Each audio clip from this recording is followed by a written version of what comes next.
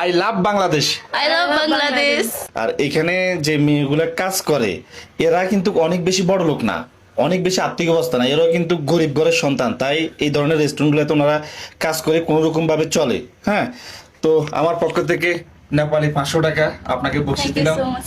আমার পক্ষ থেকে নেপালি 500 টাকা বকশিশ দিলাম, আপনাকে তো আগে দিলাম। হ্যাঁ, ওকে ওকে, থ্যাংক ইউ। তাহলে জানা ওকে। প্লিজ আপনাদের কাছে আমার অনুরোধ, এই ভিডিওতে কেউ আউট মন্তব্য করবেন না, কারণ এই দেশের কালচার এমন, তাদের চলাফেরা এমন, তাদের ঘুরে ফিরে এমন, মানে এই দেশের পরিবেশটাই এমন। হয়তো আপনার ভিডিওর মাধ্যমে দেখতেছেন, যদি সরাসরি আসেন তখন সরাসরি দেখবেন। সরাসরি হাজার হাজার মানুষ আসতেছে, এই রোডে গাড়ি মেয়েরা চলাফেরা করতেছে, মেয়েরা এখানে কাজ করতেছে, চাকরি করতেছে, দোকান করতেছে, এদের কালচারটাই এমন।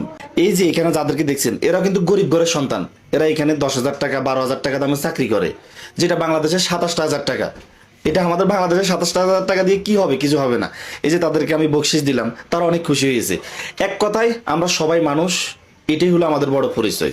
নেপাল গরুগ্রস্ত নট অ্যালাউ, তাই আমাদেরকে মহিষের কলিজা বুনা দিছে আর পরোটা দিছে। খাওয়া কিন্তু মোটামুটি ঠিক আছে, যেহেতু এটা বাঙালি হোটেল এই জন্য। তো নেপালের আপনাদেরকে আরো অনেক কিছু দেখাবো। আর এই ভিডিওটা বানানোর কারণ হলো, যারা নেপাল আসতে চান, এখানে বাঙালি হোটেল পাবেন কিনা, বাঙালি মানুষ পাবেন কিনা, কথা কিভাবে বলবেন, খাইতে পারবেন কিনা, জাস্ট এই অভিজ্ঞতাটা আপনাদের মনের ভিতরে এখন জাগছে যে এখানে আসলে আপনারা বাঙালি মানুষ পাবেন, বাঙালি রেস্টুরেন্ট পাবেন, কোনো ভয় নাই। আচ্ছা, নেপাল নিয়ে আরো অনেক ভিডিও